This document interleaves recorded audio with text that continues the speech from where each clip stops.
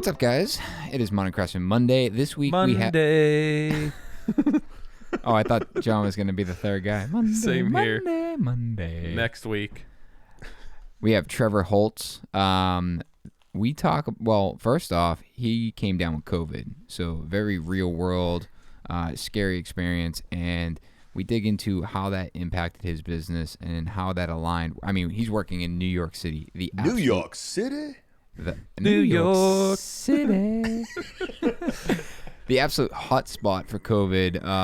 And, obviously the city itself is impacting his business, but then coming down with the actual virus and how that not only impacted him negatively, but how he has changed the way his business is going to run going forward, and being adaptable is really what it comes down to, and being open to new opportunities, but also considering, the future in the sense that this, could happen again. Yeah, this could be a long-term change. He's looking to get, right now he has all his eggs in one basket, and he's looking to diversify a little bit.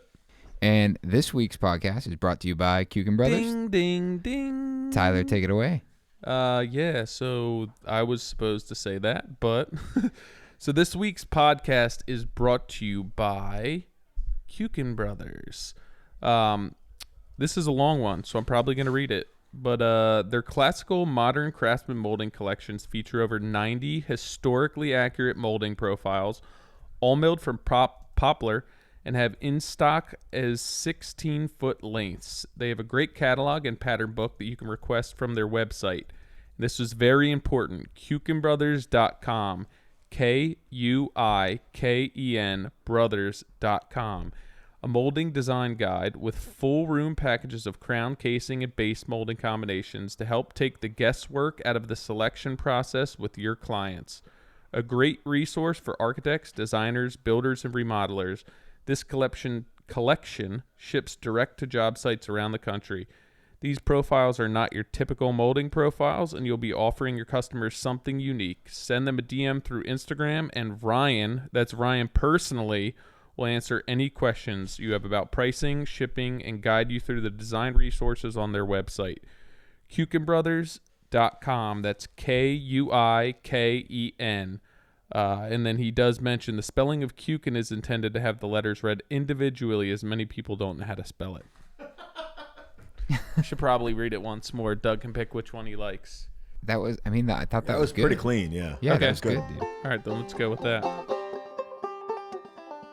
My kids are homeschooled. They are never not here.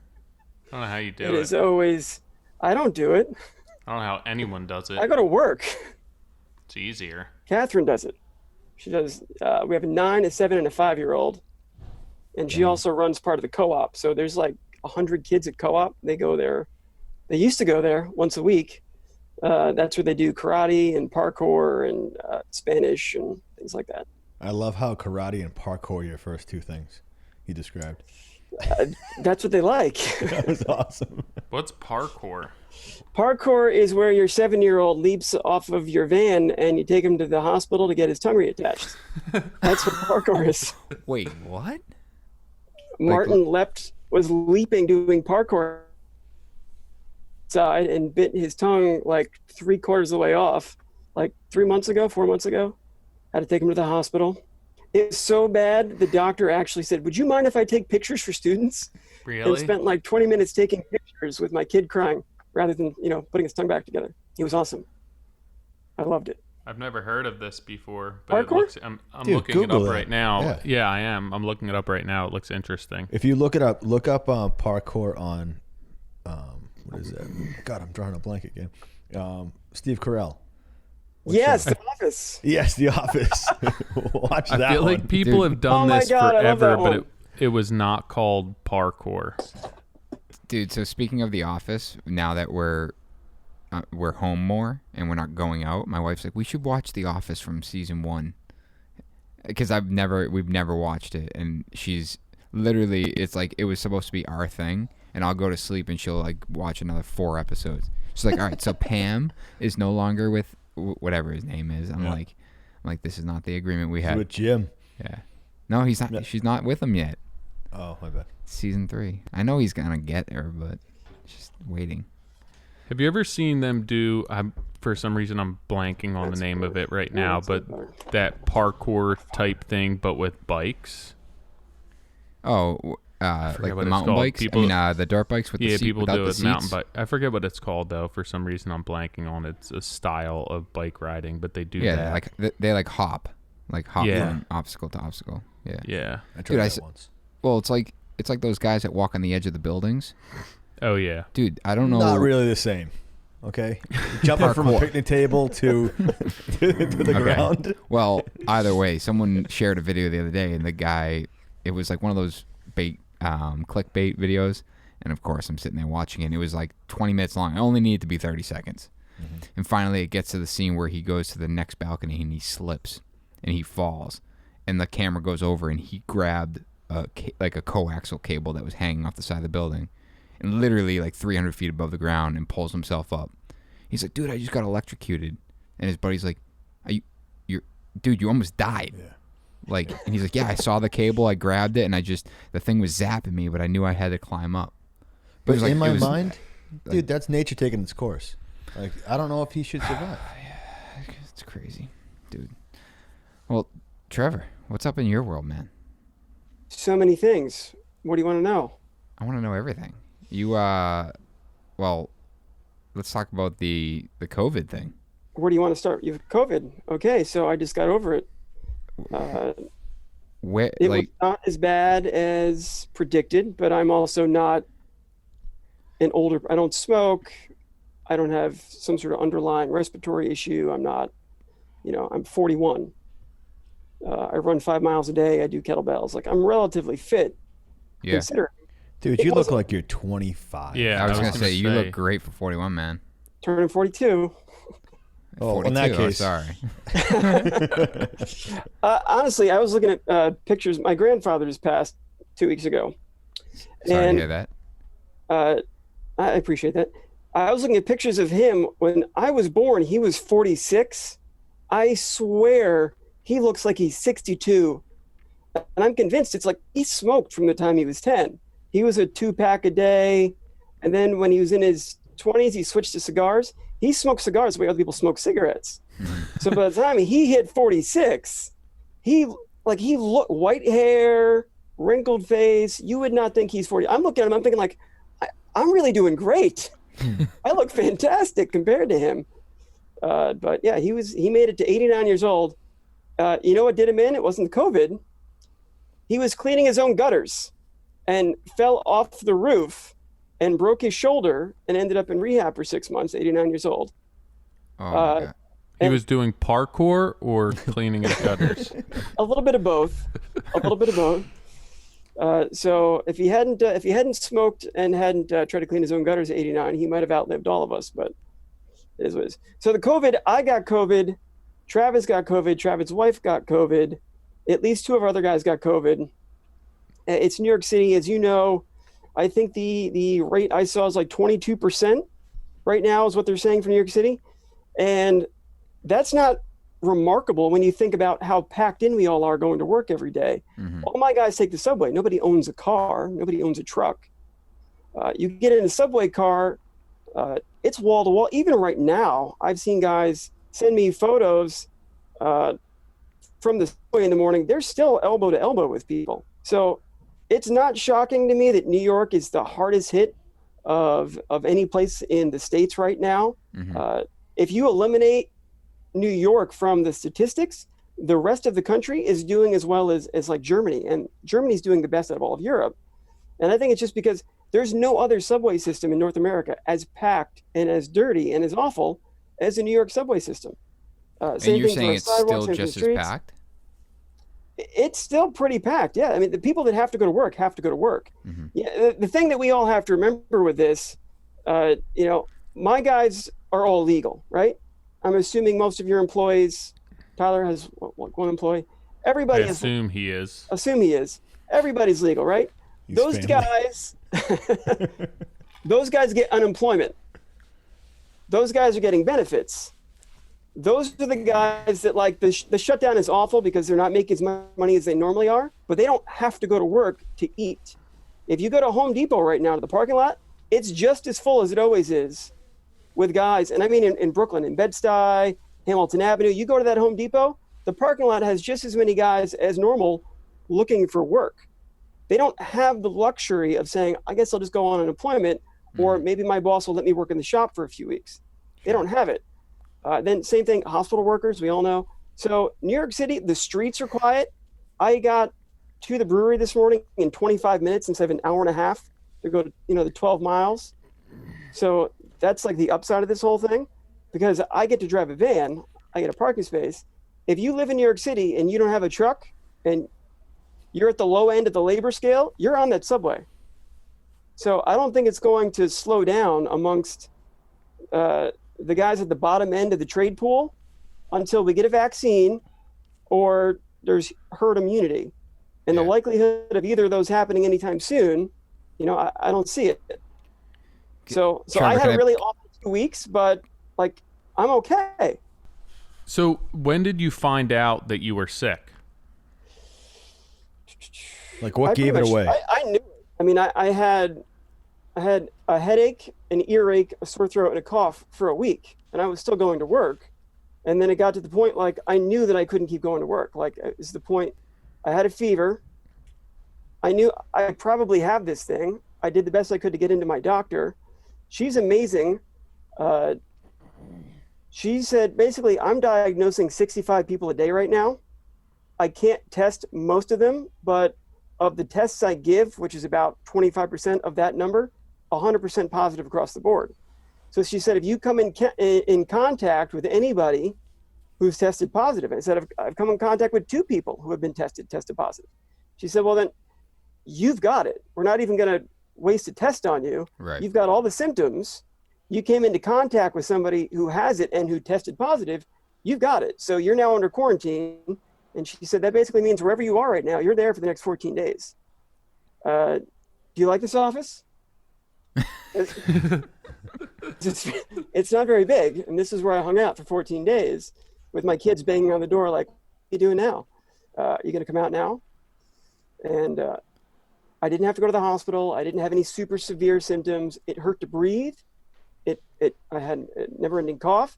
She gave me 3 antibiotics and an inhaler and extra strength Tylenol and said, this is it. Write it out for 14 days. Mm-hmm. If you get to the point where you get up and go to the bathroom and you feel like you're out of breath, that's when we send you to the hospital. She said, but don't go to the hospital for any other reason. If you can tough this out, tough it out.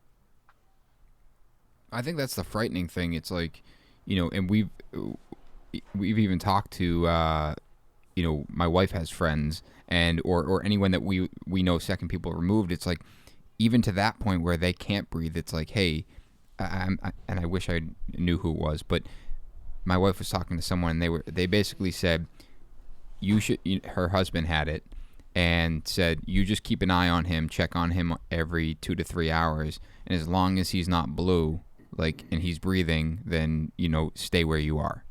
Because they didn't have the resource. I think it was down in Florida, to be honest. They didn't have the resources to bring them in. And it's like, imagine being her and saying, okay, I have to wake up I don't know if I'd even sleep for the 2 hours, right? You're just constantly watching because they didn't have the resource. Like, he couldn't breathe. He was at the point where he needed, breathing help.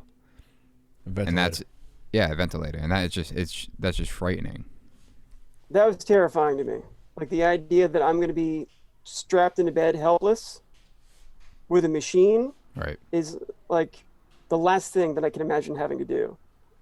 Like, I had experiences like that as a kid, and that's the last thing I'd ever want to go back to. So are you still in quarantine right now? I decided I was going to, no, I was cleared at some point last week. So we basically were shut down for 5 weeks. You all know what that means for revenue. We have 6 employees. We had 2 projects going that are basically completely stopped to a halt. Mm-hmm. We're figuring out what that means right now, what we can legally do. But for the safety of everybody, like, we had to shut down. I had it. Somebody else had it. And then honestly, I think eventually we all had it because everybody had symptoms. Nobody had to go to the hospital. But like the oldest person on staff is 45. Like everybody is relatively fit. Everybody is relatively young comparatively. The youngest guy on staff is I want to say 34. So everybody's a runner. Everybody does some sort of, fitness. We're healthy people. Could it have gone worse? It could. I have a friend who's in the Air Force. He's my age. He runs 10 miles a day. He was on a ventilator for 3 weeks, like touch and go. Wow. Like he literally just got released from the hospital over the weekend. And there's a picture of him on social media coming out with a cane, basically. Like he looks like he lost 30 or 40 pounds. He looks awful. Like he looked before, I mean, like this can be a death wish for some people. And they don't really know how or why or what. I mean, it could be blood type. There's all sorts of things going around that they don't know until the testing comes out that's live. I think that's going to be the break. You said it would be a vaccine or herd immunity. I think it's going to be testing. I think when they can get testing where you have the antibodies and you can check to see if it is, you can clear a site, you can clear a crew, and then you could actively work on a site again that may be in a multiple family or what. That's what's going to be the biggest thing. It's going to be like a prick test like you get for diabetes.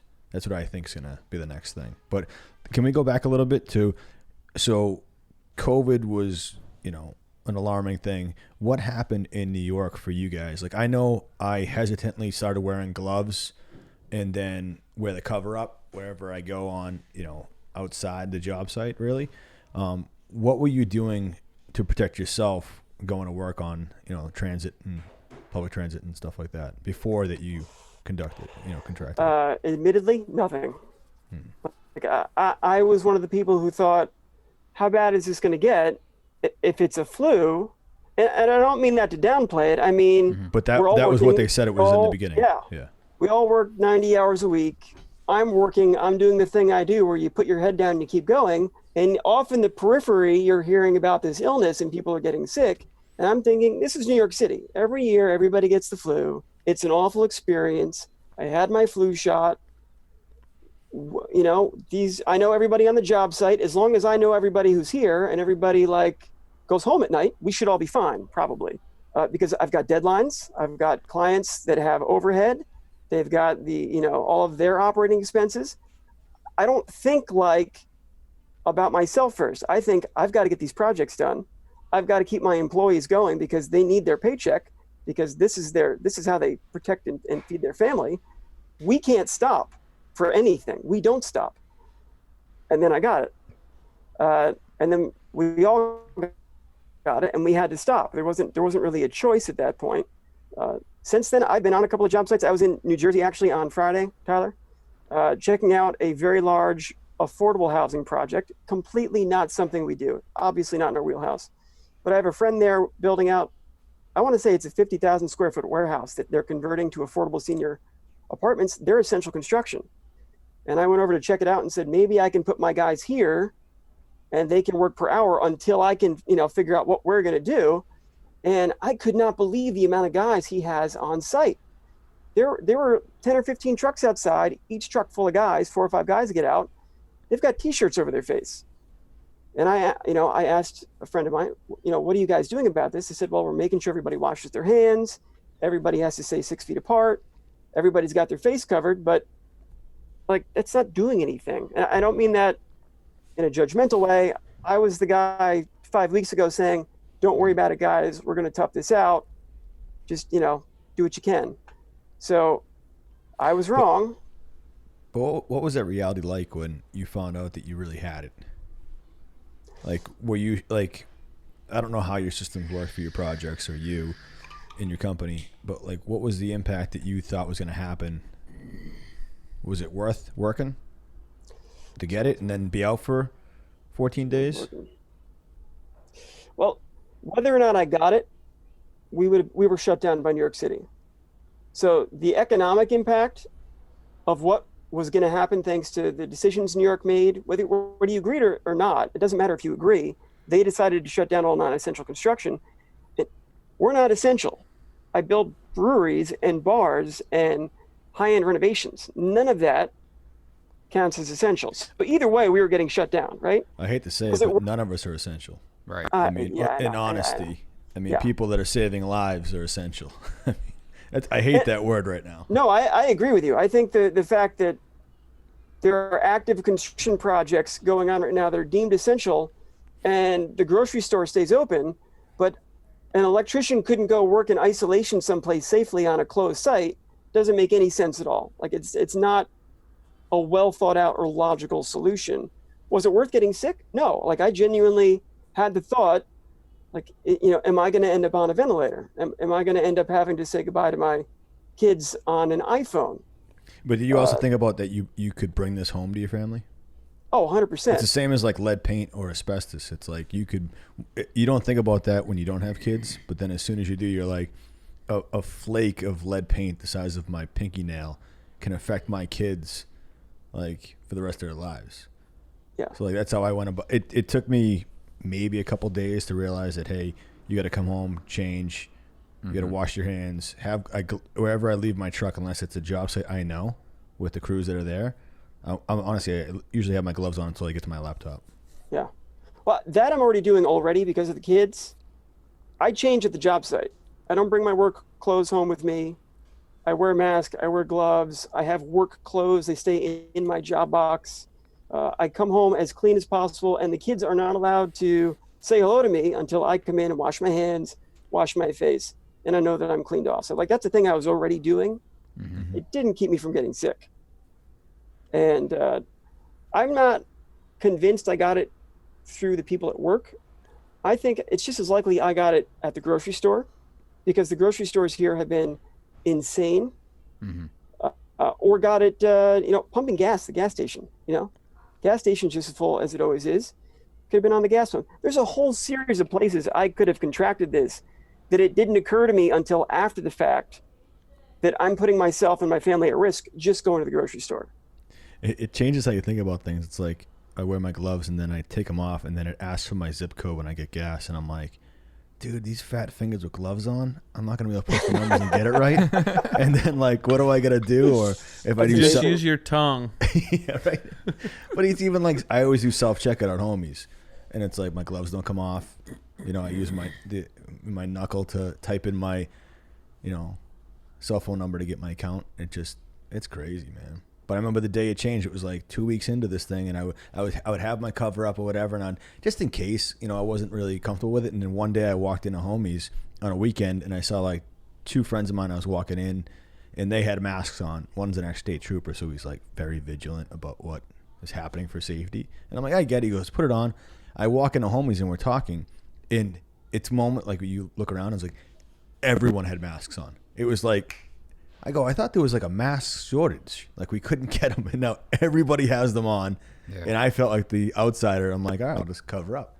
And I don't know. It's crazy to me. Well, I posted earlier, and I've been thinking about a lot, is like, how is this going to change us? How is this going to change, and I meant that obviously specifically to the construction industry and thinking about safety and thinking about cleanliness and health and bringing, what you bring home.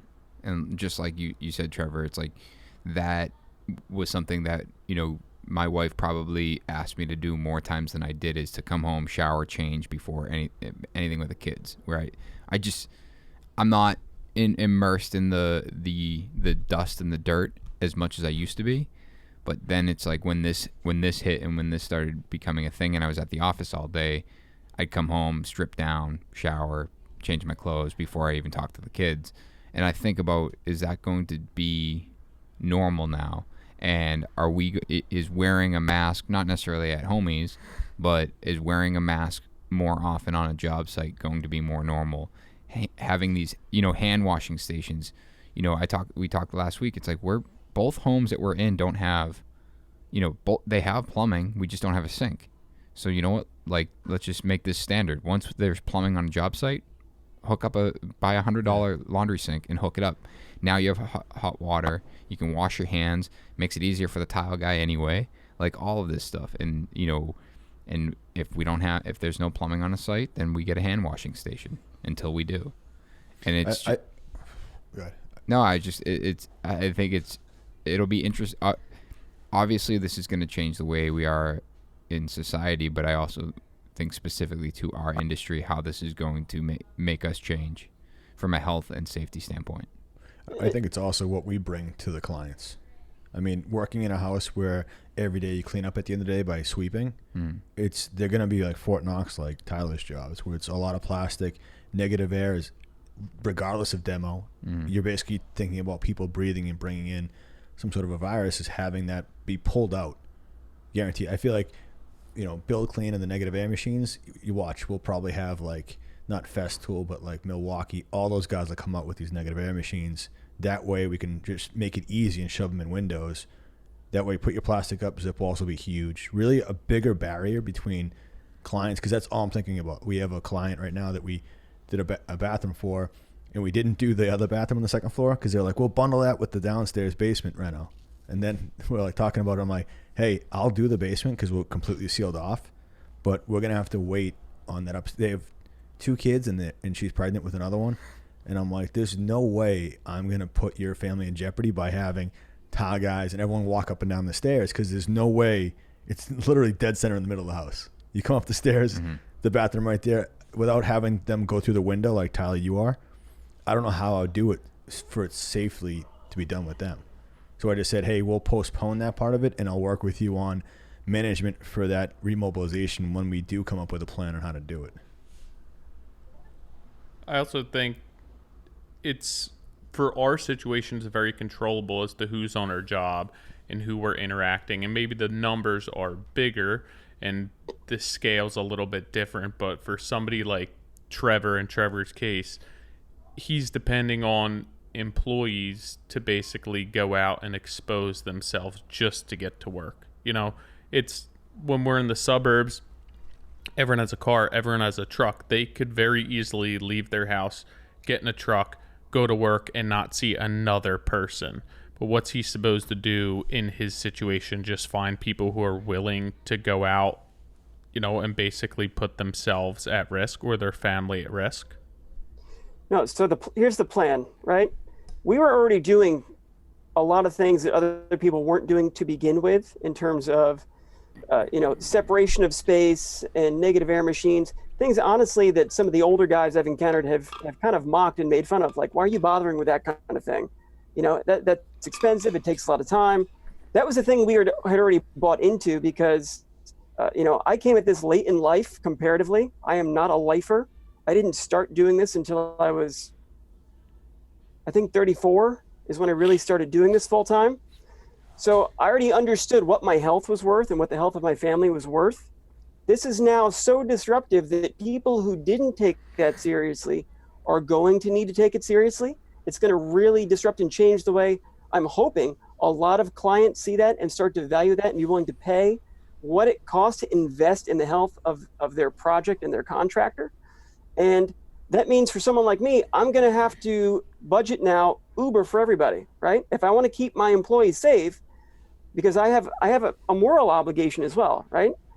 To protect them, and because I've invested in them and I value them as people, I value them for who they are, in addition to being our employees.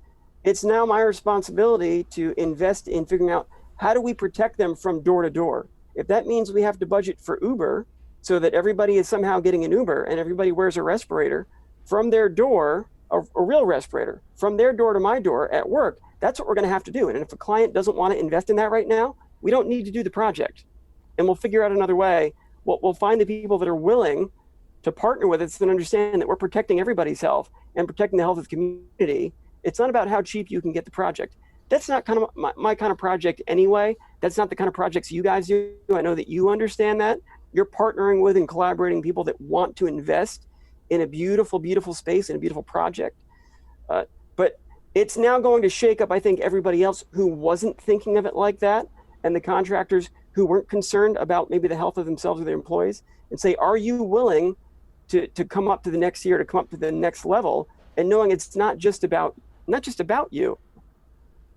Well, I think, the fact that you got it is obviously attributing to like the more understanding of it. When I guess the point I'm trying to get at is all these guys that don't invest in this equipment, unless they are suffering from COVID and and say they're not and they're totally healthy and they're just sitting at home waiting for this to go back to normal, as soon as they can go back to work and granted they don't get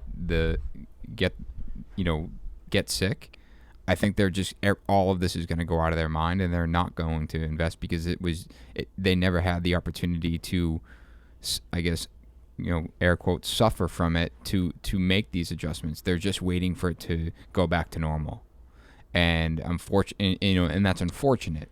Where it's like you would like to think that everyone's going to learn from this, but I think it would be naive for us to believe that that everyone's going to learn from this in a positive way.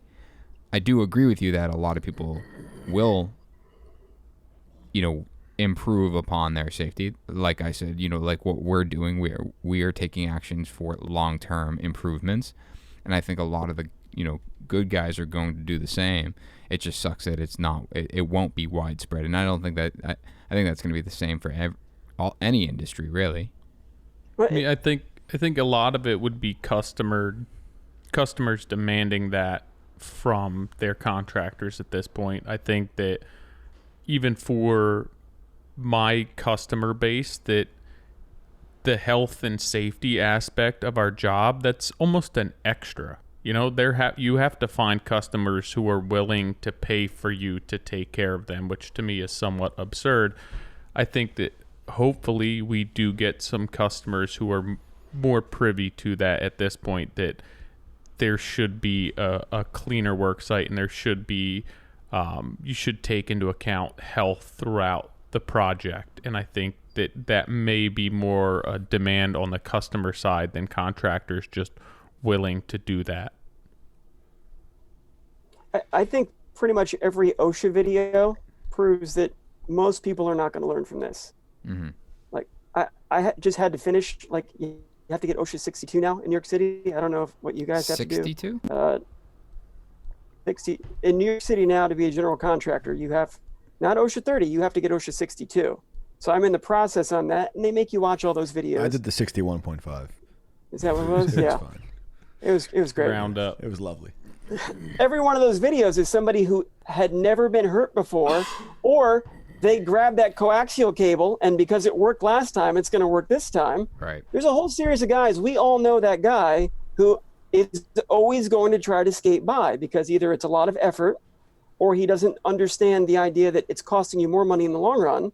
And there's always going to be multiple tiers in our industry. That's just the way it is. Mm-hmm. There's always going to be a place for the guy at the bottom because there's always going to be somebody who wants the job as cheap as possible. Now, I'm in a little bit of a different sphere because 80% of what we do is commercial. Nobody occupies the space. The clients don't always come to the job site. Sometimes you don't see the architect until the end. Maybe he'll come at the beginning. Maybe he comes at the end. He smiles a lot. There's a lot of phone calls, but it's fairly easy to keep that as a self-contained space. I'm not going in and out of somebody's home on a regular basis. Sure. The homes that we do go into, it's usually because it's totally unoccupied. They're doing a gut rehab. At most, we have one meeting every other couple of weeks. And often it's me getting on a phone call and walking around on FaceTime and showing them the house. Mm-hmm. It's not a stream of people. So I don't have the same concerns and limitations that somebody who's going in and out of an active home doing a bathroom or kitchen remodel. It's just not the same environment. So putting a timeline together, you got sick before New York City shut you guys down? I think it was right around the same window. I couldn't really... Okay. I think I probably got sick before they shut us down because the symptoms take, like, what are they saying? Like 7 to 12 days, right? Yeah. Yeah. So I think within probably 2-3 days of the shutdown is when I finally had visible symptoms, which means I already had it. Sure. But for at least a week. So I'm just thinking financially, like you made the reference earlier. So financially, you were basically shutting down regardless of the time you got sick. So getting sick didn't shut you down sooner or later. You were getting shut down the same time. Exactly. Yeah. I do want to clarify that. We didn't shut down because I was sick. We shut down because the city had shut us down. Sure. I was probably already sick though. Understood. So either now, way, I'm losing money. Either way, you're just right. And you're still shut down right now, correct? Uh, we're operating. Am I generating revenue right now? I'm not generating revenue right now. How are you operating? Are we setting up? Well, because I'm doing the same thing that you guys are probably doing. You're looking at other projects. Sure. You're planning ahead. You're writing estimates. You're talking to architects. We have a project right now that is fortunately been classified by the city of New York. It is essential. I know what you said, John. We're not doctors, but I need the revenue. And we have a client that we had completed a brewery for about, I want to say 2 years ago. And the plan was always to do an addition on this brewery in Brooklyn. And there are a lot of clients who you like, and there are very few clients that you genuinely respect and would do anything for. These clients are in that category. You know, they are fierce. They are full of fire. They see opportunity. They go after it. Admittedly, it's not unlike you, John. If anybody meets you and can't see the fire burning from across the room, they're blind, because it's just obvious, this fire and this passion you have. The Grims at Grim Brewery, they've got that same sort of infectious enthusiasm, constantly looking for the opportunity, constantly seizing it. As soon as they heard there was a shutdown in New York City to their tap room, their next phone call was, hey, can we do that addition while the tap room is closed? Because it's the perfect time. Everybody else is wondering about, what about revenue? They're charging at it and saying, this is our opportunity to come out bigger and better. So we've actually put a plan together. We're going to be doing a rooftop addition there with an exterior deck, bathrooms, stairwells, a bakery, a private event space, and the architect has it filed. I have a permit.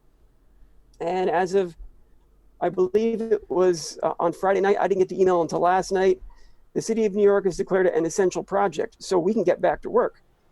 The question is, how do we get back to work safely? I would love to start right now. The Grims would love for us to start right now. They want to make sure that this is finished, so that when all of this finally clears and public spaces are open, they've got a brand new event space up on the roof. They've got a brand new private space that they can rent out for private parties. They've got a little bakery, because right now they don't have a food program. If you've been to a brewery, you know, they don't all have food programs, but it's a big draw. Have an outdoor deck where you can get up on the roof and see out into Brooklyn. It's a great spot. Could we start? I'd love to start. How do I start safely? That's the part that I'm figuring out this week, is what does it look like to be there and to make sure they're safe as well, because they're a brewery. They're brewing every day. They've got people in that space. They're brewing, they're canning, they're filling growlers, they're doing takeout.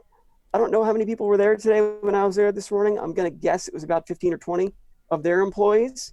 Wow. So how do I partition off the space so that I can make sure that we have a private entrance, keep everybody safe, keep everybody set apart, stagger the trades? The electrician has already said, hey, I'll work, but I'm only in isolation. So whatever day he works, he doesn't want anybody else there. And that was already my plan, right? If the plumber works in isolation by himself. Sprinkler mechanic works in isolation by himself. HVAC team, same thing. Everybody, basically, you and maybe your helper, you quarantine yourselves for the duration of the project. You don't go on other projects. This is the project we're doing. And figure out, how do we work a schedule? It's obviously...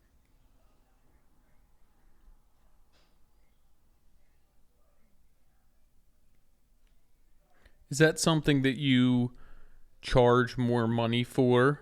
I mean, I know that you have a rapport built up with this customer, but moving forward, if this is the case, is that something that you're thinking you charge more money for because there's more setup, breakdown, coordination, the job takes longer, so your management's going to drag out some? Or is this something that you think you're just going to say, hey, you know what, it's work, it's going to at least generate some sort of revenue, maybe we won't really knock it out of the park? Typically, I would never use the phrase like it costs more or it's expensive on its own, because the way things are structured generally is it's cost plus. Like, I'm not making anything because it costs more. If it takes more work, that's how we make more money, because it's cost plus, if that makes sense. Or if it takes longer. Yeah, exactly. So it's not like there's suddenly...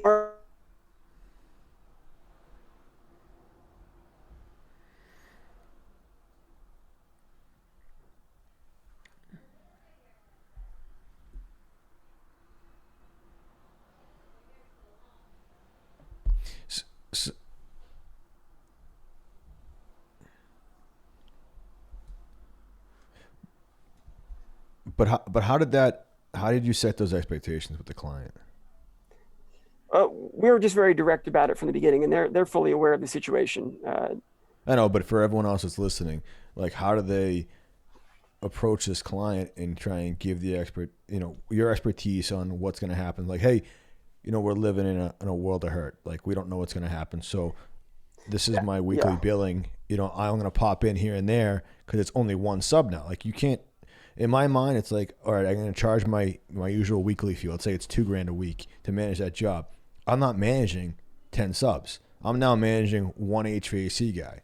So am I billing for a full week at my full rate, or am I pulling that back a little bit, pulling back the reins? Like Tyler's saying, it's not going to be the most, rewarding project during the short term right now, but when it ramps back up is when it will be more profitable.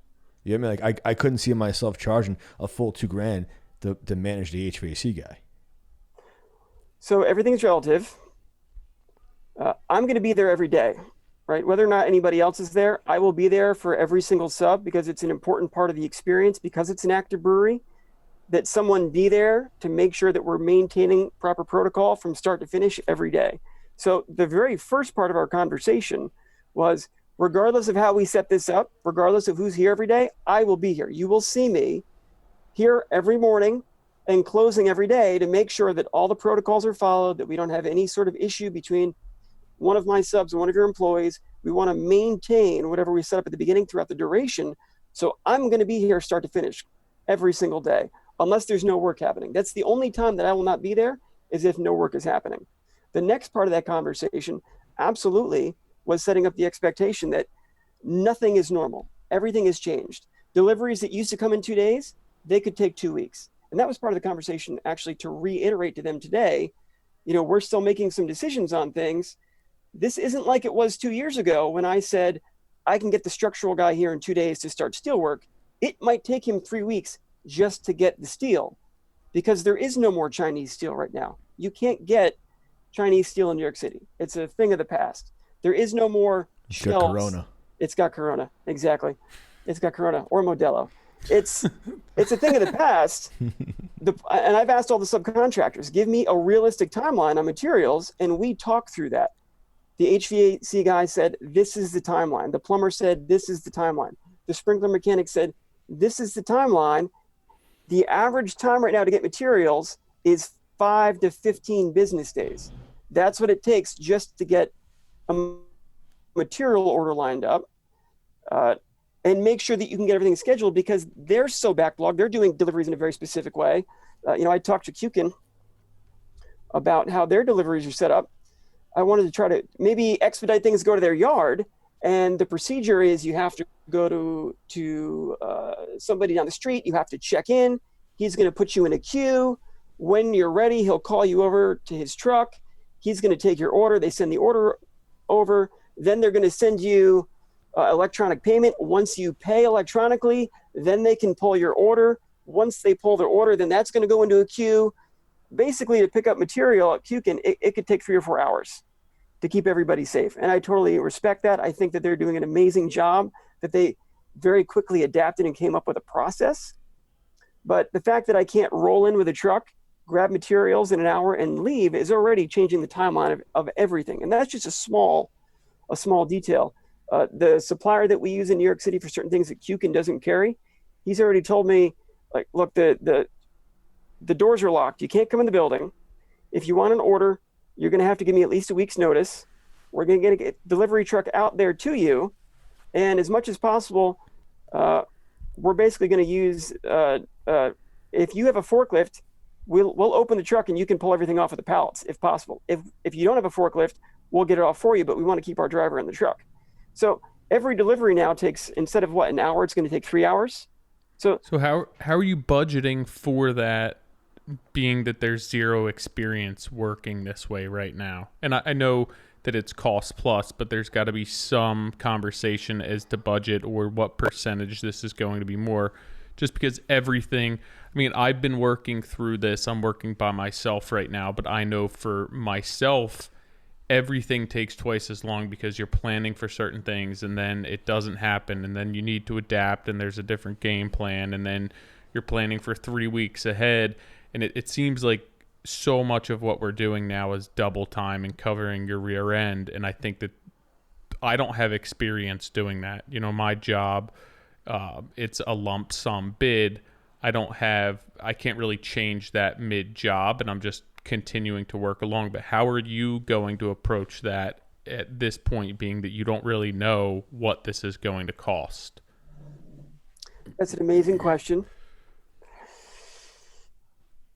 Basically, I'm multiplying everything by one and a half right now, right? So I've built out my schedule the way I normally would, and I built out a budget the way I normally would in best case scenario, and then I just started multiplying everything, assuming what's the margin of error on this?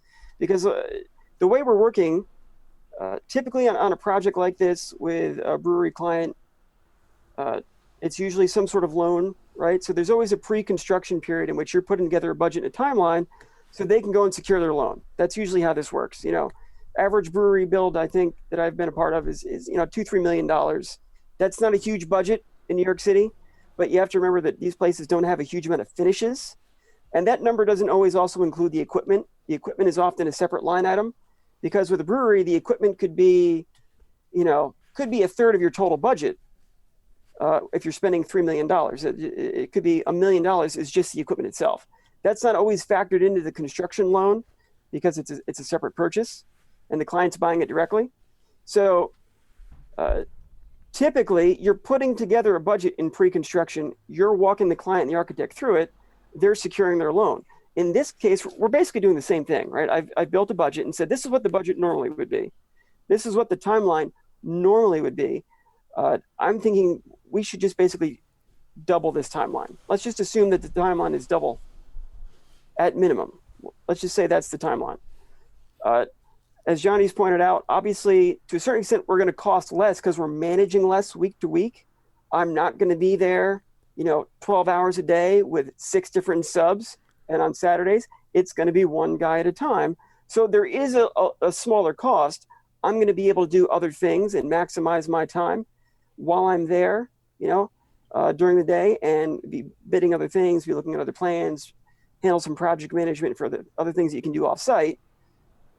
So there's a smaller cost there, but ultimately the project is still probably going to take 24 weeks instead of taking 12. Right? That's what I think crazy. This is going to be. I have a hard time doing that. Just not against you, just personally, like I can't stop biting my nails. It's a personal thing. Like when it comes to like saying, hey, it's just going to be an extra 12 months or 12 weeks, I freak out. Like that's just complete chaos. Like, so what I've done is put together schedules, whether it's on Build a Trend or actually I've switched everything over to that. And just instead I go, this is my realistic target for what we could get done. And then week by week, I'm going to update this so you can see it, because I'm just throwing stuff at the wall. Well, John, that's what I wanted to ask you. Like, I don't think we've really talked about how, because you have a bunch of new builds going on. Forget the renovations, but the new builds, like, what has this done to your schedule? I mean, it slowed us down because, we kept working and we still have throughout this whole thing.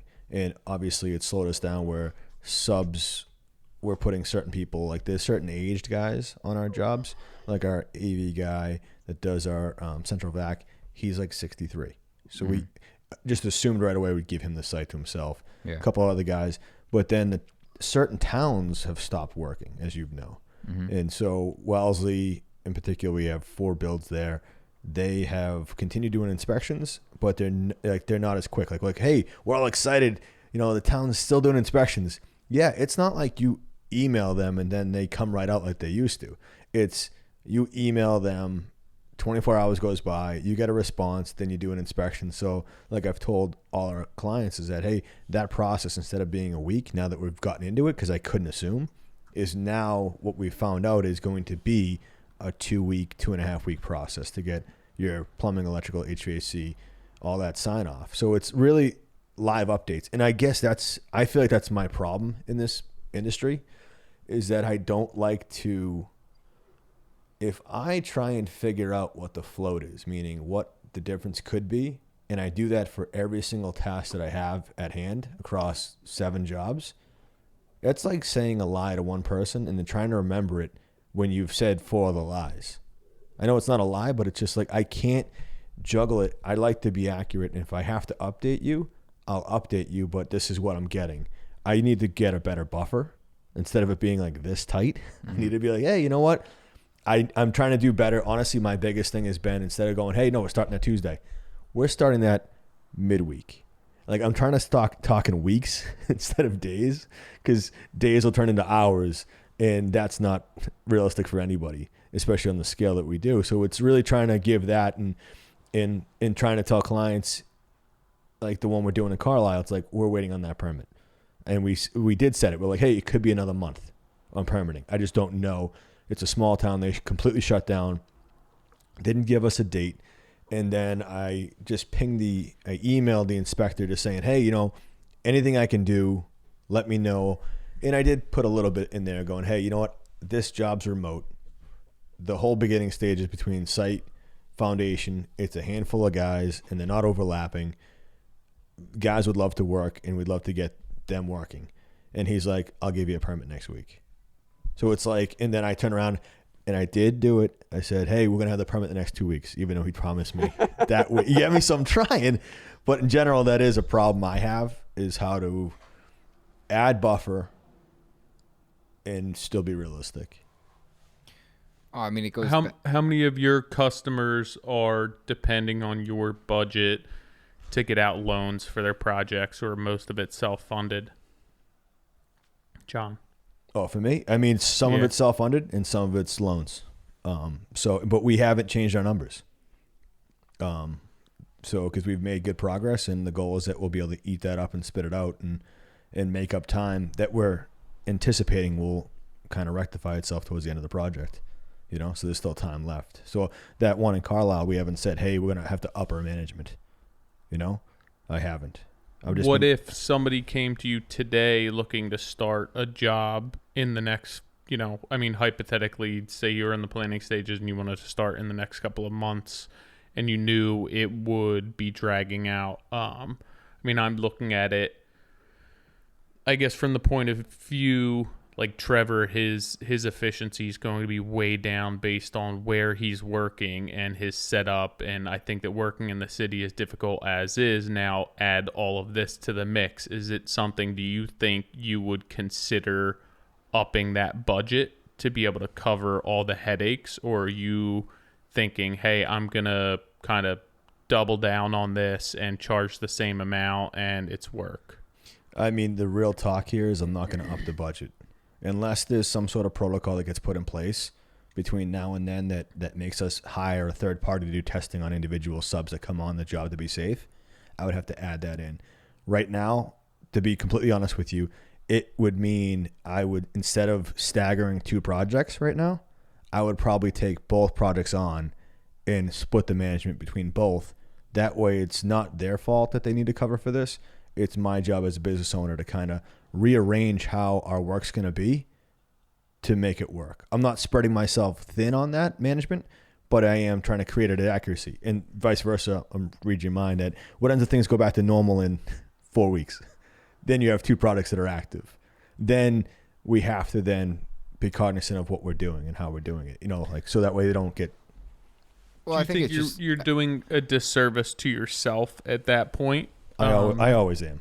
I mean, you're putting the burden of what's going on yourself. I tend to think more towards Trevor's line of thinking, hey, we're going to get out there and we're going to figure out how to make this work, but I would like to plan for worst case scenario, and then nobody's back's necessarily against the wall. If things go much smoother than anticipated and it doesn't cost that much, great.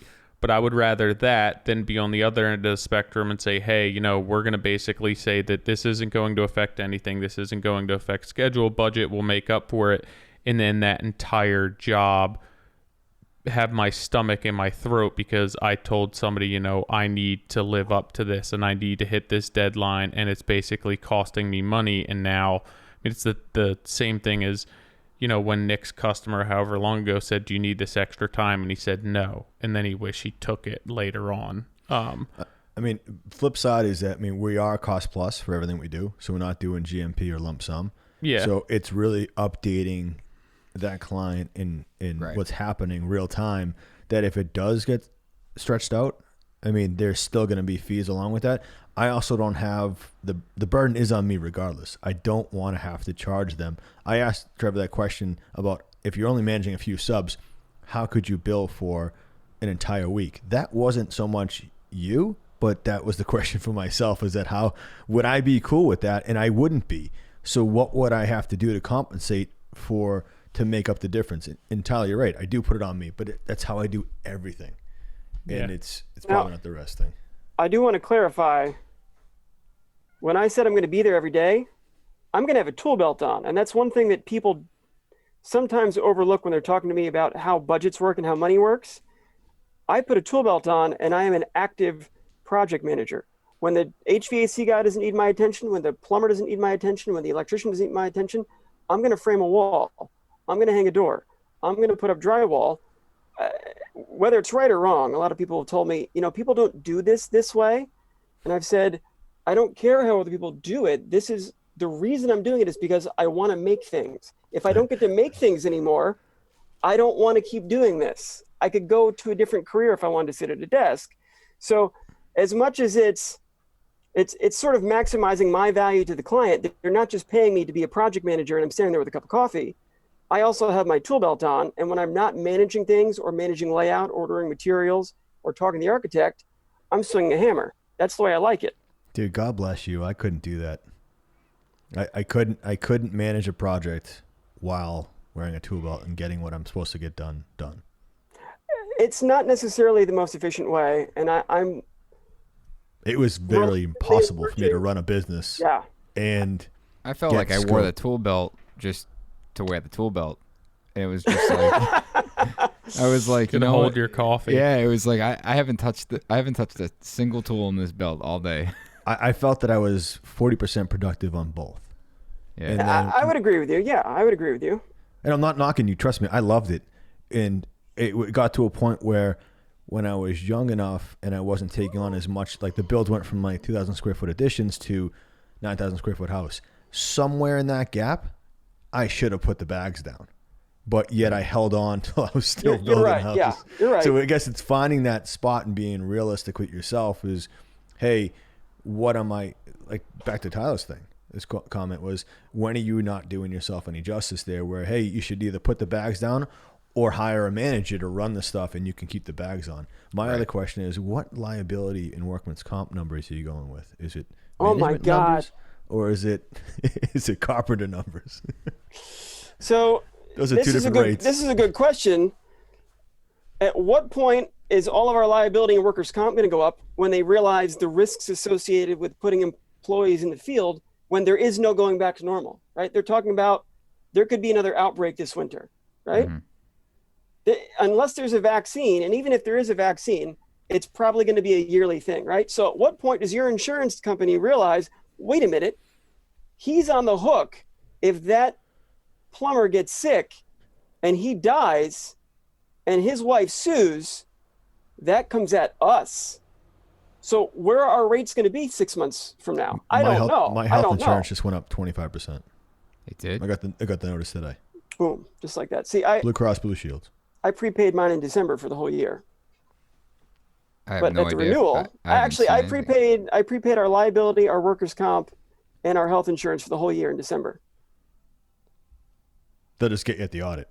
They'll get me at the audit. I mean, they're not going to say you're good because you passed.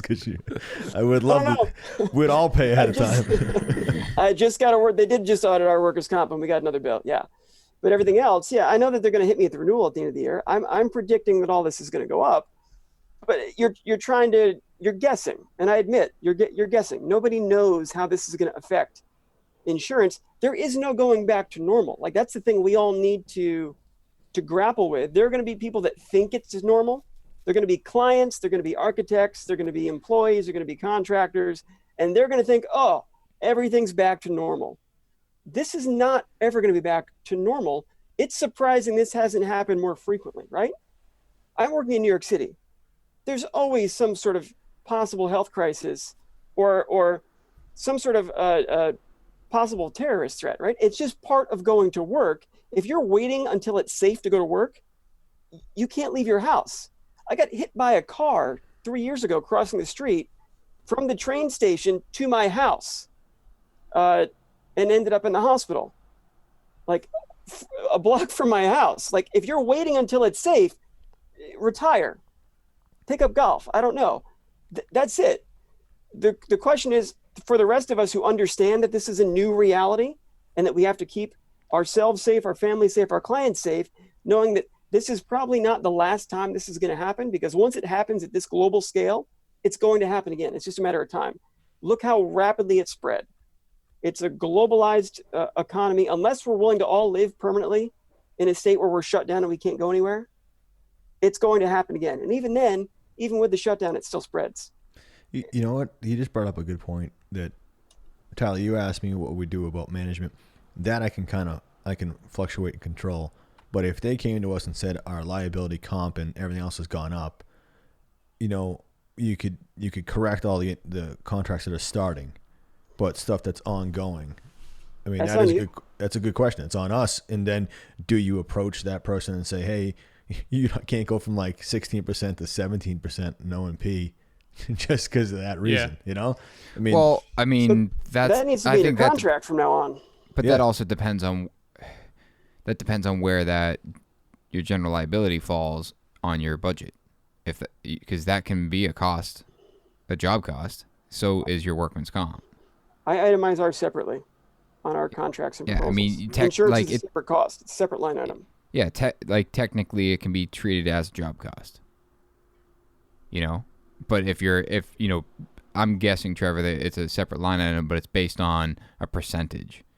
Well, so you're signing comp is workers' comp, right? We all know what workers' comp is going to be. If it's X number of man hours, that's what the workers' comp is. Correct. But what I'm saying is, you don't have like $8,000. There's a fly in front of my face. $8,000. No one on the podcast can see that. For all you at home.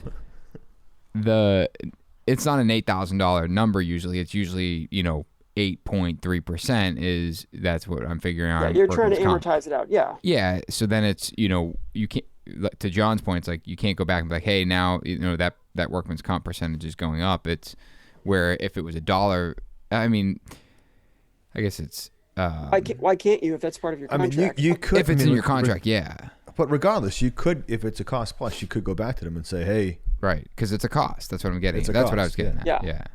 The lump sum guys are the ones who are going to get hit hard. Like, unfortunately, Tyler, he's got a lump sum. If he said, this is a $150,000 project, and we're going to be done in 12 weeks, and it takes him 6 weeks, even if there's no pandemic, let's say it takes him an extra 4 weeks, unless he has a change order or it was part of his contract, he's still getting the same lump sum. Mm-hmm. Right? If your insurance rates suddenly go up, Tyler, because of this whole situation, why is your client going to cover it under a lump sum situation? Which is why I'm honestly terrified of lump sum, because when I first started doing this, I lost a fortune because I had no idea what I was doing. I thought I had it all figured out with lump sum, and you lose 2 weeks on a project in New York City, that's a fortune. Mm-hmm. Yeah, I mean, it may be something moving forward that needs to be kind of worked into my contract. Most of my customers are looking for lump sum. We're not on the larger scale where we're doing cost plus, so that's something that is an unforeseen or unknown. I mean, I don't know legally. I think it would really depend, because I would imagine off the top of my head, there's the whole force majeure part of the contract where it says pandemic right in it. I mean, basically, like, this would fall into an unforeseen situation, but it may make more sense to have specific wording in there. If I'm mid-job and all of a sudden my insurance gets raised however much percentage and the cost of going business goes up, realistically, it shouldn't be eating into my profit. Correct. I've already added it to our contract. There's already. That's because you were just in a room for 2 weeks alone. You probably everything that you ever had to do is done by now. I don't know why we couldn't get you on the podcast 2 weeks ago while you're sitting there looking at the walls. Website's updated. I did work on a lot of different things. I updated all of our inventory in Notify, which is one of the features I like about that. Went through and double checked everything. All those costs are updated, so they should last for about 30 days until all the materials go up again. Yep. Thanks to the pandemic. I think that, I mean, we actually are facing, John, we talked about this before, is ordering materials. And after you talked about it on a few episodes back, you know, we met, you know, my project managers and I said, all right, let's get everything ordered for our projects and put it in storage. We have storage space. Let's get it ordered now.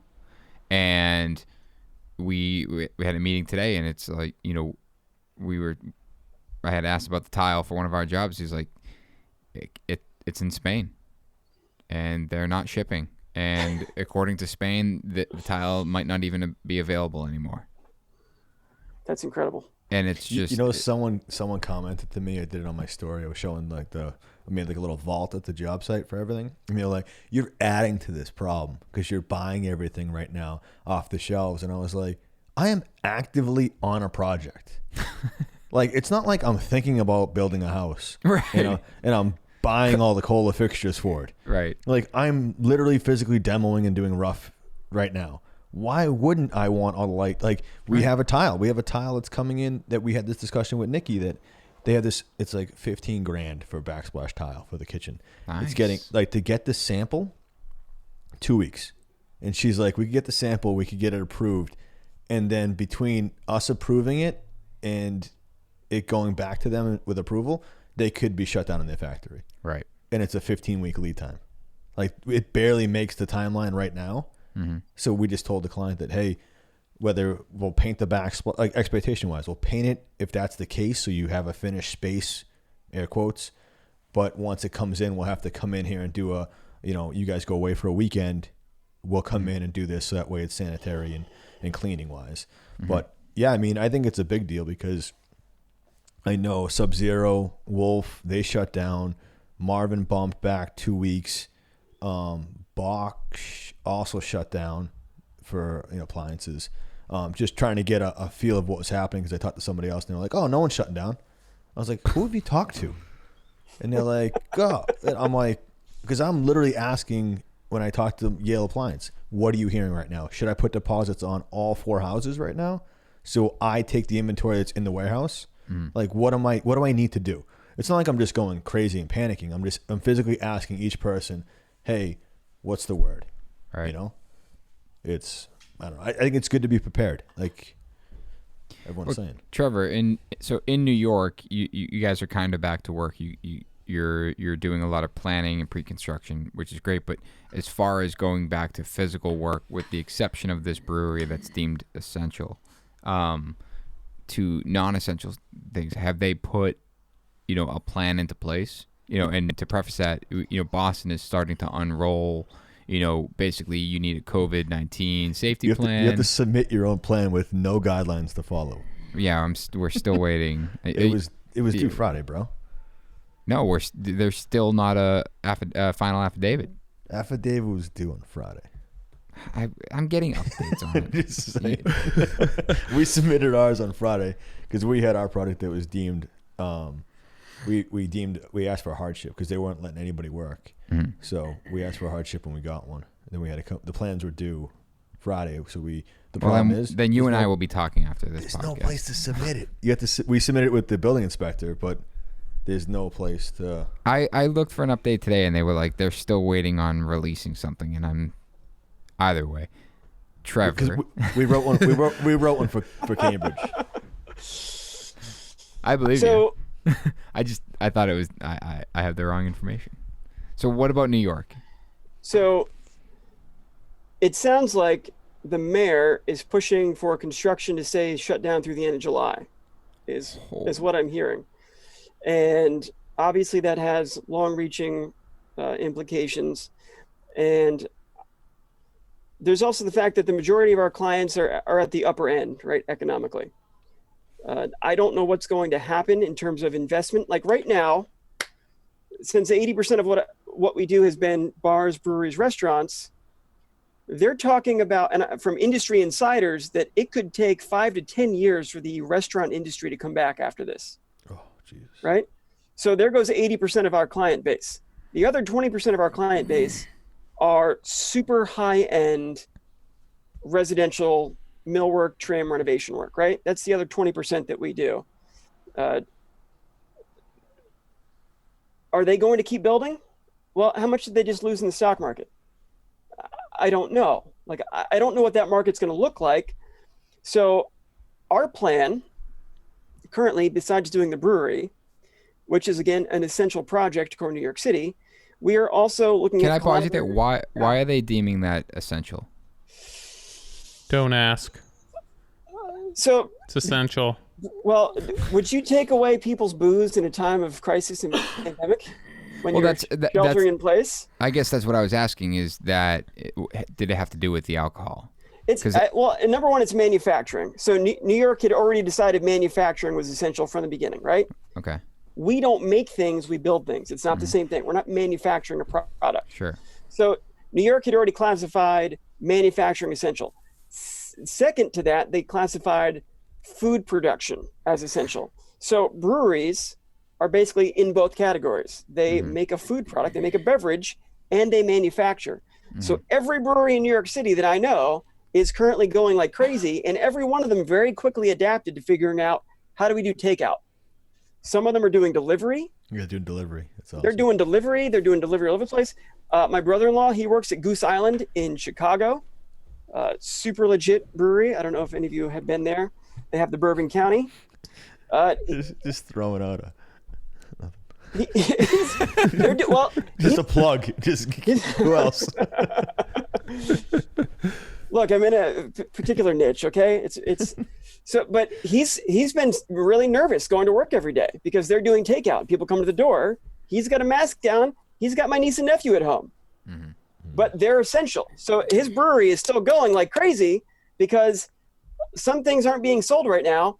Beverage and food is still selling like crazy. Yeah. The restaurants that are going under are places that didn't have takeout in place, right?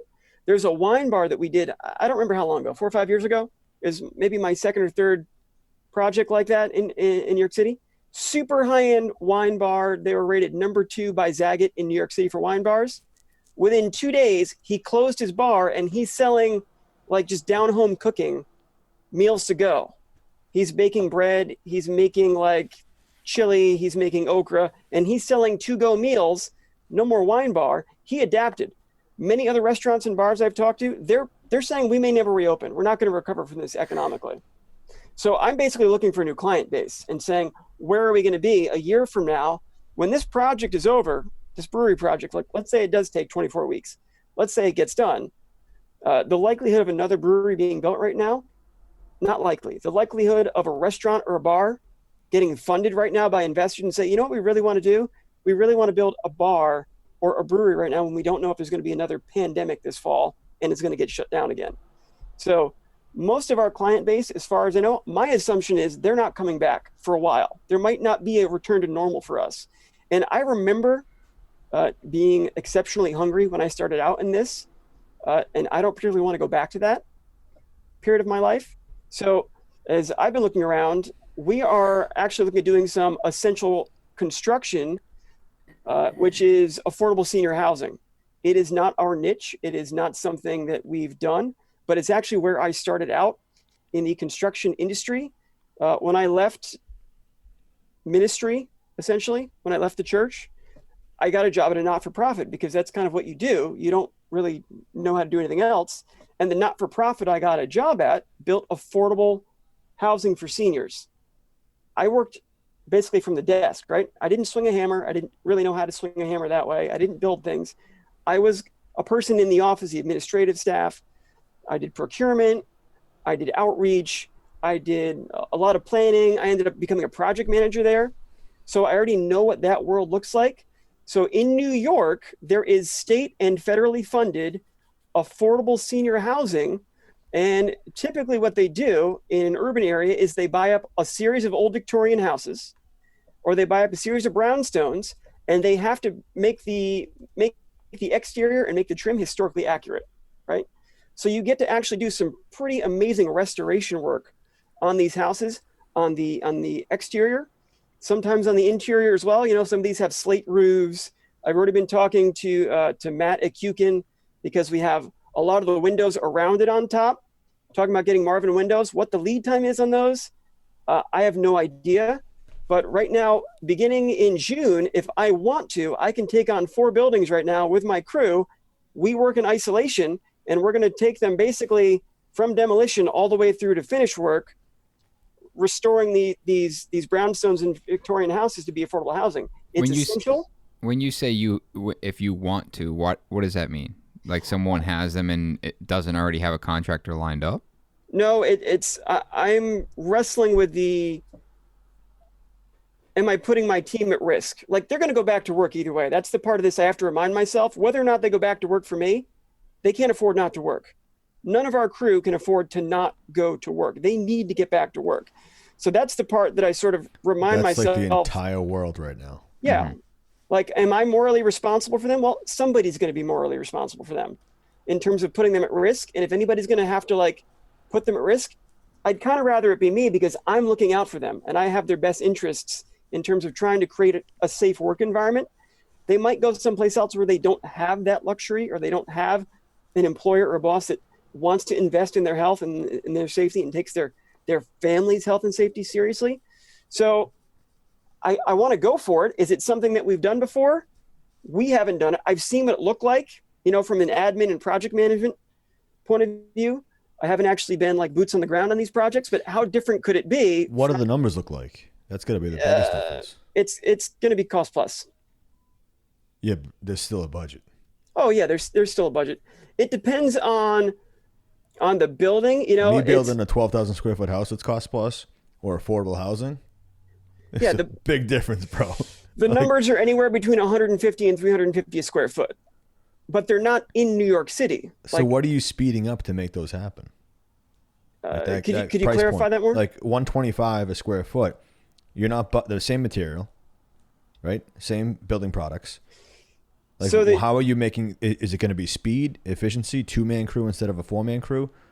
It's 100% efficiency, but it's also these are not projects in New York City. Let's clarify that. Mm-hmm. They're not in New York City. So your overhead's lower. They're in the Hudson Valley, right? If you've heard of places like Poughkeepsie, Newburgh, Beacon, the projects are all up there. Yes, we will have to travel. I'm already looking at renting an Airbnb, basically get the whole house, put everybody up in the Airbnb, work Monday to Friday, go home on the weekend kind of situation, right? That'll be built into my administrative budget as part of the project, and they're aware of this. And the big difference, the huge difference that I've already seen in terms of the numbers that I've gotten back is that if you renovate a house in Brooklyn, 50% of your budget is probably MEP, right? Probably MEP, 50%. The budget that I'm getting right now, it's only going to be about 15% to 20% of my budget. It's that much cheaper to get plumbing, electric, and HVAC done because they don't have the same regulations that we have in New York City. There's a lot of different reasons in terms of material use. Like you can't use PVC in New York. I don't know if you can use it in Boston. You can't use any PVC at all in anywhere in New York City. You can use PVC on these projects. That's a huge cost savings. You can't use PEX in New York City. You can use PEX on these projects. That's already a huge difference. I wasn't taking a jab at you. I was just saying that. I didn't think you were. I thought you were just trying to clarify. I don't think it's for you and me. I think people listening will think we are. But so like you're in Boston, Johnny with the jab.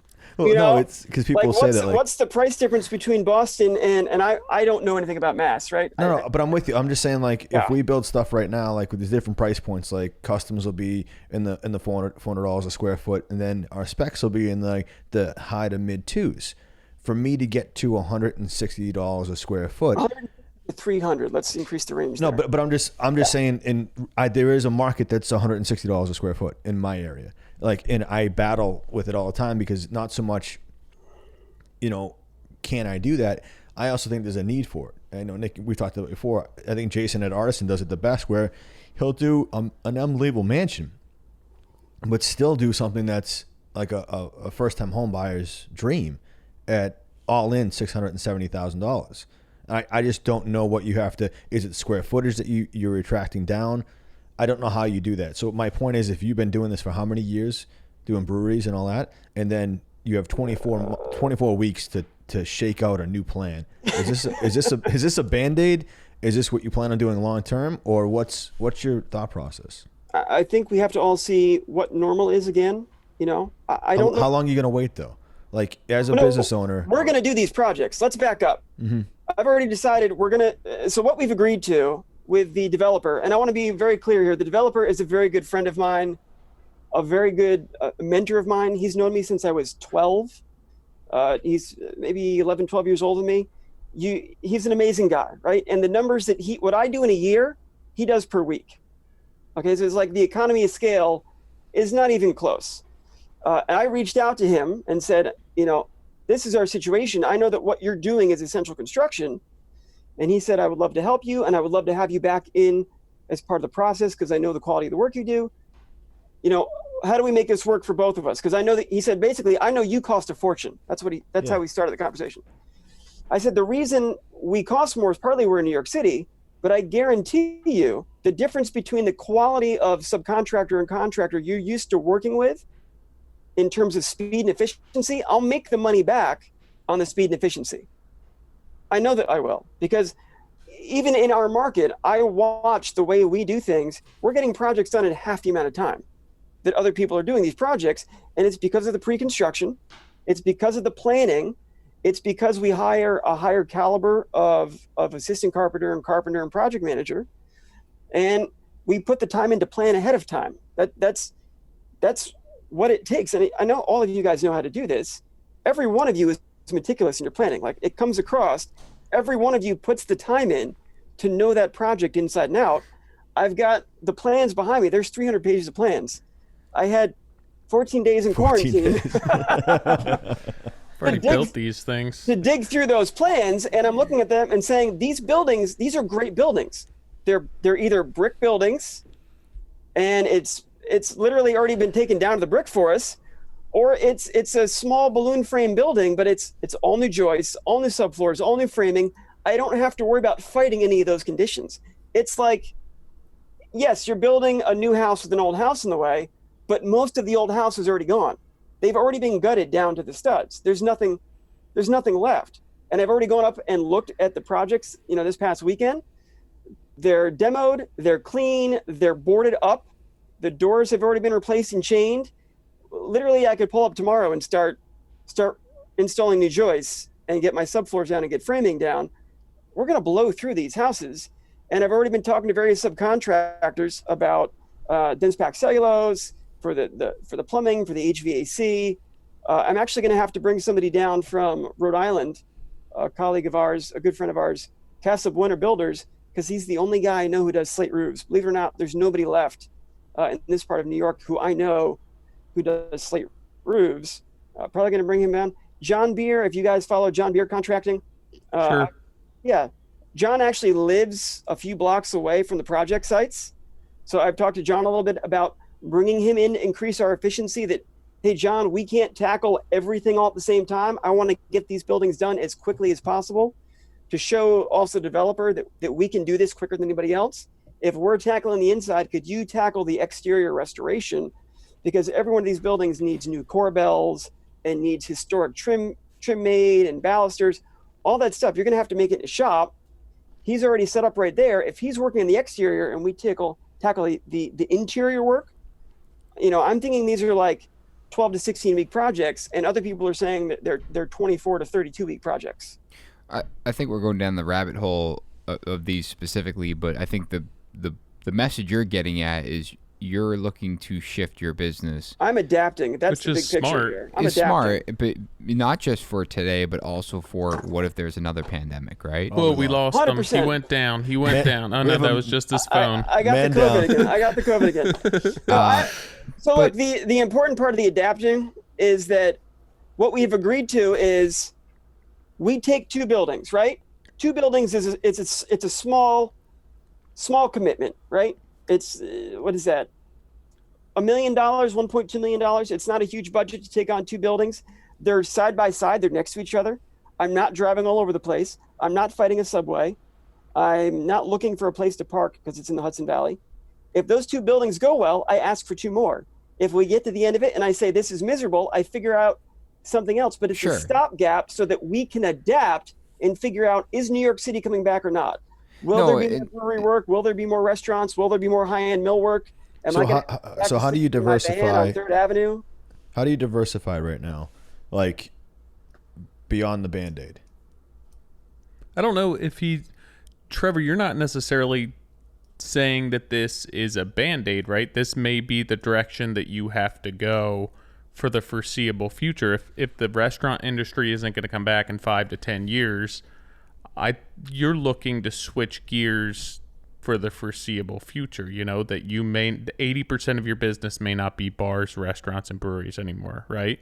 Absolutely. It might just be gone. And then the other 20% niche that we have, which is millwork installation and trim installation and cabinetry in a lot of these high-end renovations, and the traveling work with that as well. I don't know what that looks like. I don't know if any of you have any insight, in the luxury home market. Are they going to be building at the same pace that they were? Are they going to be renovating their homes the way they were previously? I don't know. Taking 2 houses right now in the affordable housing section gives us a 12 to 24 week window of taking stock of what's it going to look like 6 months from now. Are we going to get any more insight into this? And if it looks like it's going to stretch out, you take 2 more. But you're also trying to create a more future-proof plan where it's like if something were to happen again, you're in the essential construction market. And there's no such thing as future-proof. No, but you're looking at something that is quote unquote possibly safer in a situation where non-essential work gets shut down. You're now working on essential construction. My question I was getting at there is, what about your team? Like, are they they signed up to build cool ass breweries and bars and restaurants, and I understand like the circumstance right now where all they want to do is get back to work, but what do you think, or what could that do to the culture of the team? That they went from building cool ass stuff to now we're building senior homes, senior living. Number one, the big sell on this is you're now providing a service to a community, right? We are building something that someone desperately needs. Understood. And that's access to an affordable, clean, energy efficient, high performance. These are high performance, energy efficient homes that also have beautiful historic details. So there is still the quality. For $1.25 a square foot, I'm still confused. You keep going down every time you say it. He said 150 to 350. 150 to 350. 150 to 350. 150 to 350. Okay, let's just say it's 350. Look, it's a personal choice, right? See, I have kids. I'm 42. I've been broke beyond broke before. I don't know what all of your stories are. When I first started doing this, when I worked at the not-for-profit, they closed and I had to get a job. And the only thing that I thought I could probably do was I could build things. I could make things because I knew what that looked like. And I had some experience with it, growing up farm kid, growing up working summers, on a construction site, doing labor to get my way through college. I didn't know how to be a carpenter though, but I thought I had learned enough, I knew enough that I could go out there and make a career out of this. And with 2 little kids at home, I was desperate for work, like genuinely desperate for work.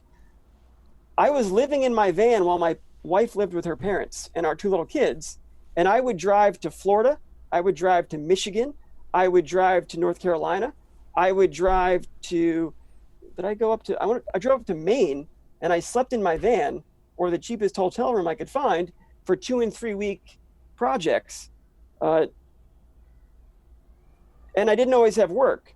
So from my perspective, I admit that I'm kind of a little bit blinded by that, because why wouldn't you take work if work is available? Like, how hungry are you? Why would you say no to work if work was there? If you're somebody who doesn't have responsibility, and I mean that more of a, if you're not carrying a family and a home, and you're a single guy or a guy with a 2-income family, your girlfriend, your wife works, and you have an apartment, you don't have the same urgency.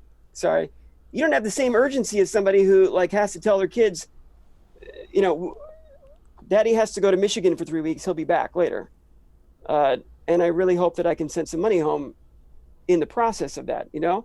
When I did that first job in New York City, that was a moonshot for me. I had no idea if it was going to work out. It was literally a friend talked me up to somebody and got me the job of fitting out a retail store that was like super high-end carpentry. I had no business being there.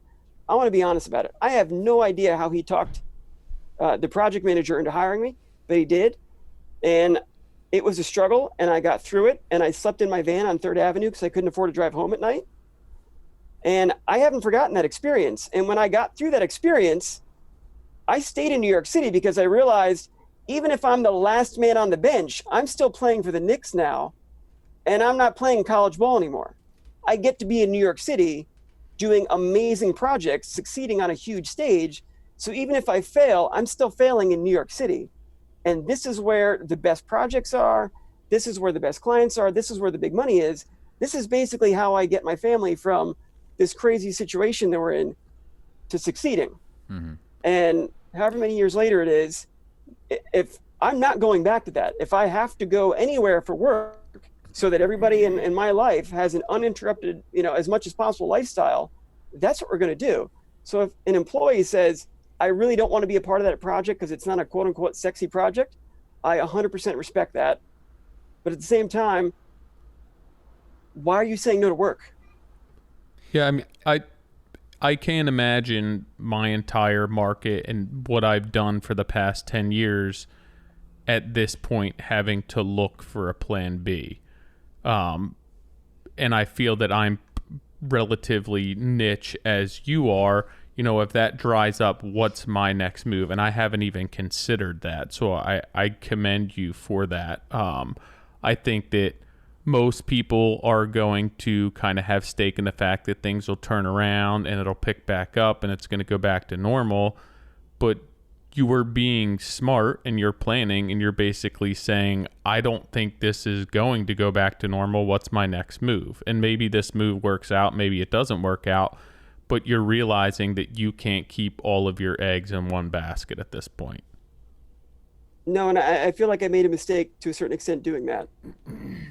You know, well, I mean, that's how you learn. And that I think that everyone, the market that everyone has at this point, I mean, Nick has a very specific type of project. John has a very specific type of project. What if those dried up? You know, what if my target customer stopped hiring us? What am I going to have to do? Am I going to have to start going back towards the lower end projects where there's less of a profit margin, not taking as much time, not getting paid for the details, and do more volume in a year? Not necessarily what I want to be doing, but if that's what it took, I would have, you know, as you're doing, to basically keep my family isolated from this as much as possible. I'd kind of, you know, put my boots on, pull my pants up, and go to work and do what I have to do, because I just feel like that's what you have to do in that situation. And it's not always exactly what you want. But you having that plan B and kind of planning for the worst and not keeping stake and faith in everything working out in the direction that you were headed is extremely smart. Well, I learned that the hard way, though. Like, I didn't have a backup plan when my previous life and vocation didn't go the way I thought it would. I had no backup plan. That's how I ended up being a contractor. Like, I backed into this because I didn't have a plan. In retrospect, I wish someone when I was a kid had encouraged this, because I wake up wanting to build things. I wake up loving every minute of this. But I came up through the New York State school system where everything was, you have to go to college. You're too smart for this. You don't get to take shop. You're too smart for this. You know, you're going to be the first kid in the family to go to college. I have 3 degrees. I wish someone had taken the time to recognize that I had an aptitude for this, and I didn't start doing this at 34. I started doing it because life didn't work out. But fortunately, because of that experience, I'm constantly thinking about worst case scenario. I don't get surprised on budgets anymore. but it's because I learned the hard way, getting surprised on budgets and getting surprised on timelines, because I was making it up as I go. I was learning as I go. I think that I'm very fortunate at this point that I've learned as much as I have. And it's, to a certain extent, I would credit some of the educational experience I have that it equipped me to learn how to learn in a way, if that's the way you want to say it. Yeah. I learned how to learn. And I basically approached this the same way that I approached getting a graduate degree. What do I have to do to get through this semester? How much can I learn? How much can I cram in? What do I have to learn so that I'm prepped for next year? It's constantly asking questions. It's constantly listening to podcasts. It's constantly reading articles. It's constantly asking any old person who will answer my questions. What did you do? How did you do it? How did you get to where you were? Which is why I love, listen to 16 podcasts a week, probably, all different content. We don't have that many out in a week. No, I'm sorry. Well, there's fine home building. Well, there's Trevor, fine home building, and there's. I think what a lot of people can take away from this podcast is in a time like this, there's an opportunity to learn. There's an opportunity 100%. to grow. There's opportunity to come out stronger. But there's also, Tyler, you asked a question that I think anyone listening to this should take 5 minutes and really think about. What if your particular market dried up today? What would be your plan B? And not that you have to plan for that, but I think it does make you kind of stop and really, number one, obviously be grateful for what you do have, but also consider, well, what would be my plan B, and and how would that affect me, my team, my family? I asked the question about how it would impact your team, and at first you were answering it, and I didn't agree with you, but at the very end you kind of came full circle, and you explained that if one of your teammates came to you and said, this isn't what I want to do, that you would respect that. And that's the right thing to do. It's, if they don't want to be part of it, like the business has to change for the health and the safety of the business, then if they don't want to be part of it, that's their decision. You don't owe it to them to always build sexy, cool bars. Like, you're adapting for the livelihood of your family and your business. But, I think the comment about, well, why wouldn't you want work? Work is work. I think that is, definitely a lot with your, with your upbringing from failures at, myself, John, Tyler, like we're owners, we're business owners. So we see that front line a lot differently than, our teammates would, where it would be easier for them to walk away and go find someone else that's building sexy bars than it would be to understand where you're coming from and making and for making that decision. And I think that's really important to outline here. Yeah, and I think he's right that what we knew as normal, we're not going to have that anymore. The new normal and moving forward is going to be very different, and right. It may be different next week than it is tomorrow, than it is a month from now, than it is next year. So I think right now, being able to adapt and being able to plan for worst case, everyone should be doing that. Everyone should be evaluating their business and should be looking for opportunity where they maybe never had opportunity before, because I don't know what's going to happen tomorrow. I don't know what's going to happen a month from now. So I think that just making sure that you have opportunity and that there's potential for you to continue and to support your family is super important, right? I mean, now more than ever. Right. Absolutely. And we all have to be willing to adapt. I don't want high-end millwork to go away. I don't want bars and breweries to go away, but I can't operate as though everything is going to go back to normal. Right. I don't know. I'm hoping that we have a brief hiccup and New York City is resilient. And 6 months from now, bars, breweries, and high-end millwork, it's all back in play, right? I mean, Travis Hults, he's a partner in the business. Travis is the Michael Jordan of millwork and trim installation. If there's no high-end millwork and trim, what is it Travis is here to do? Travis knows we have to adapt, at least for the short term. Right. We're hoping that it goes back to normal, but none of you, including along with me, can assume that 3 weeks from now, 4 weeks from now, 6 months from now, everything is going to go back exactly as it was. We just don't know. And I think that's part of that is you might have the best market for it to come back in, but other people around the U.S., it might be dead. Mm-hmm. There's still going to be a billion people that live in New York that need to go drink and have meetings and blah, blah. But people out in the middle of nowhere, it might squash their entire business that they had it. 100%. I don't know. Part of this is that, I think I was told years ago never to put all your eggs in one basket. And that's why we did a little bit of spec, a little bit of custom, a little bit of commercial. Yeah, you do a little bit of commercial, right? Just a little bit, but it was just more to kind of put my toes in when I was one putting my toes in, not when the water came right to me and I was forced to put them in. I was like, I wanted to kind of dabble in a little bit, huge see difference, if it's, kind of get a little bit of, AFT does a lot of it. So having that diversification is key. And the other part that sticks with me in this whole conversation is that when I was younger, a light commercial company came to poach me. And I said, hey, I want to keep doing what I'm doing. I want to build these homes. And he goes, oh, you'll be able to do that. But for the first year, you're going to have to do like these, track houses and, strip malls out of wood.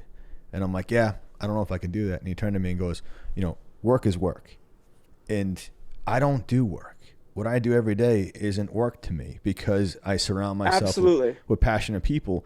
So my only worry with this, like I put myself in your situation. Like if I had to tell my guys we're going to go do affordable housing, yeah, I can paint that picture just like anybody else for them to be on board.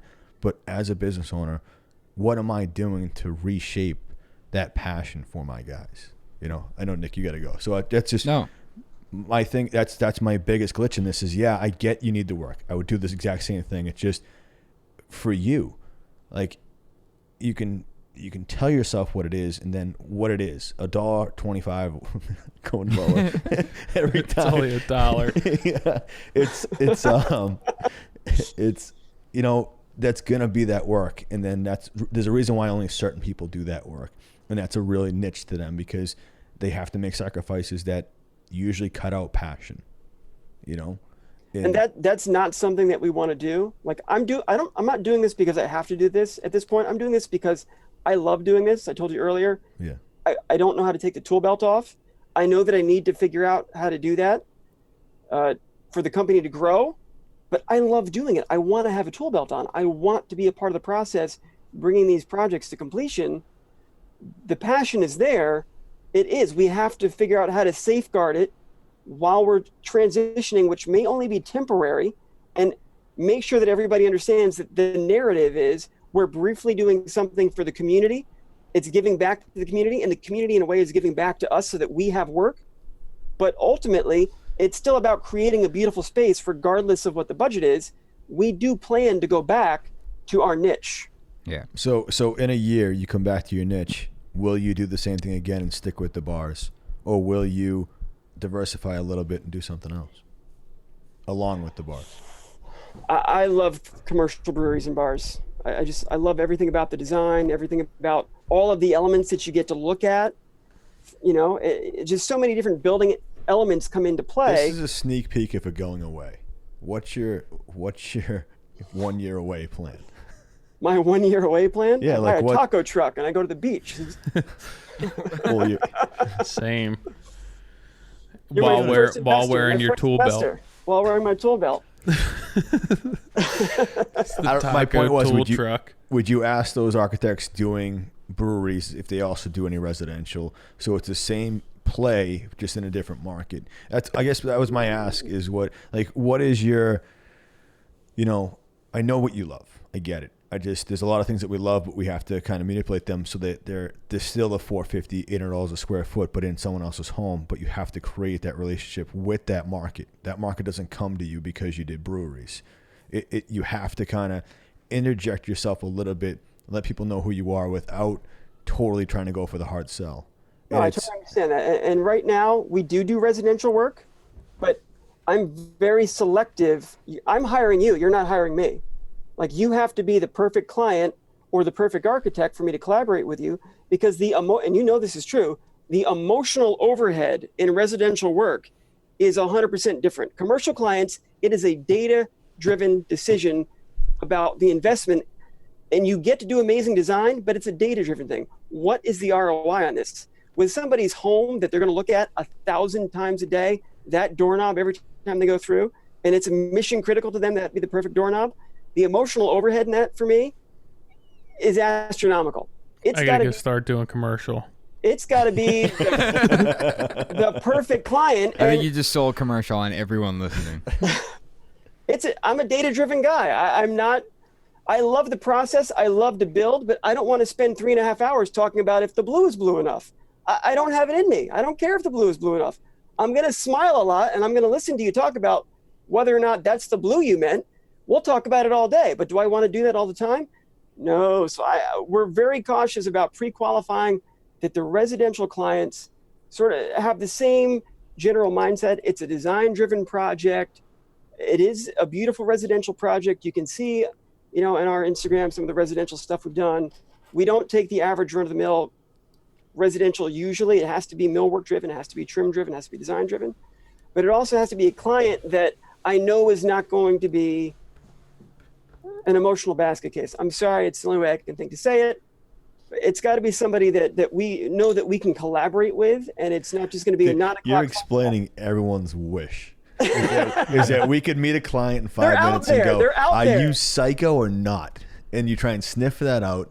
And then they trick you. Yeah, exactly. You were normal this whole pre-construction. The whole pre-construction. Then I stepped in your house. And then what next happened? You're not normal anymore. Yeah, while you're finishing the job, you keep thinking back, when did it change? I didn't hate you. There was that moment. I didn't hate you, and I might now. That's why our residential projects generally come from, it's somebody who knows us from the commercial. Like, I've already had some sort of experience with them. It's a chef, it's a bartender, it's the chef's brother, it's somebody, or it's somebody the architect has brought to us. We're pre-qualifying residential stuff as much as possible. I like residential. I would do more of it. But New York City is such a challenging place to roll up on 3rd Avenue, take an elevator 8 floors. You got to tip the doorman. You got to tip the super. You got to tip the guy in the basement who runs the elevator. And you're only allowed to work from 9 to 3, and you have to put cardboard in the hallway and blankets as you go. And a 6-week project takes 24 weeks. Or I can roll up to the front door in Brooklyn, walk inside, and I'm building a brewery, and I have none of that. And there's no emotional overhead about, again, the color of the walls or the doorknob. And I get to focus on the building and the process and the materials and the design. I don't understand why you'd say no to that. That's fair, man. I think you brought a lot of good points to this, and we're definitely going to use the emotional overhead, because that's a perfect way to describe it. I know, Tyler, you've definitely dealt with it. John and myself, the color blue, and it's funny that you picked blue, because I feel like it's always the blue that's not blue enough. Yeah, it's always the blue that's not blue enough. I have repainted an entire job once before. Like, we got it done, and they wanted it a shade darker, and went back and just repainted another coat on top. And I was like, I have to charge you for this. And they're like, yep, we just want it darker. Yeah. All right. It wasn't just one room. It was like open hallway, first floor, everything connected too. It's like, all right, you want it darker? It's fine. Well, Trevor, I'm amazed. Tyler, I'm amazed at what you do. The whole niche and one project with that one residential client at a time.